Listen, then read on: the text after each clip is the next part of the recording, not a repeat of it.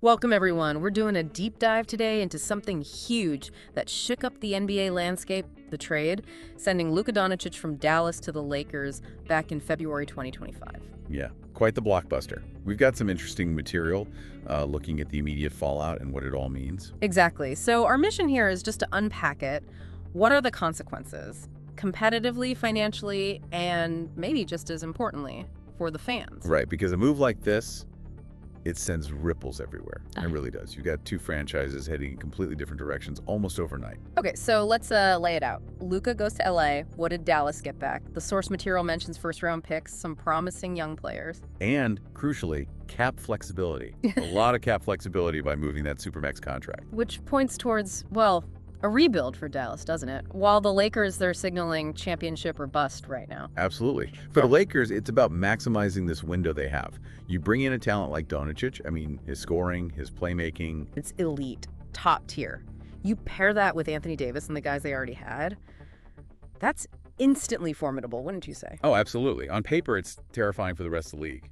And you mentioned the business side, too. Yeah, the expectation is, more ticket sales, jerseys flying off the shelves, a big revenue boost. It's a high-stakes gamble for LA, but the potential payoff is huge. It really is. They're pushing all their chips in, banking on that immediate impact from Luka.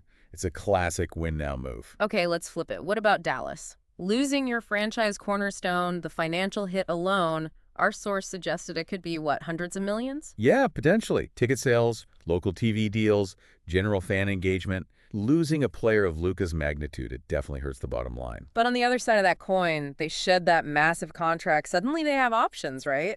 Financial freedom. Exactly. They've got draft capital, young assets, and money to spend.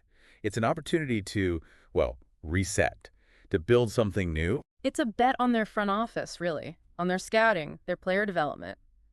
Can they turn those assets into a contender down the line? And that's the big question mark, isn't it? Rebuilds are uncertain. There's no guaranteed timeline. It could take years. And you can't forget the human element, the fans. The material we looked at described Luka's return to Dallas, wearing a Lakers jersey. Scored 45 points, apparently. And got a standing ovation. But beneath that, you had fans in tears, real anger towards the front office. You saw hashtag Luka Forever trending. Yeah, there's that quote from a fan. Something like, "We lost more than a player, we lost hope." That really hits home. It does. It speaks volumes about that connection between a city, a fan base, and a superstar player. It's about identity. It truly is. Losing that kind of figure. Like losing a piece of the team's soul, in a way. So it brings us to the core question, I guess. Was this trade worth it? For both sides. Well, for the Lakers, the immediate upside is pretty clear, you'd have to say. They're right back in the thick of the title hunt. Definitely. But for Dallas, it's way too early to tell, right? The value depends entirely on how well they execute this rebuild. Exactly. It's a long game for them now. Yeah. And Luka's story, his legacy, it just took a massive turn. This whole situation is just such a stark example of the high-wire act that is running an NBA team. The stakes are immense. They really are. On-court success, financial health, fan sentiment, it's all interconnected.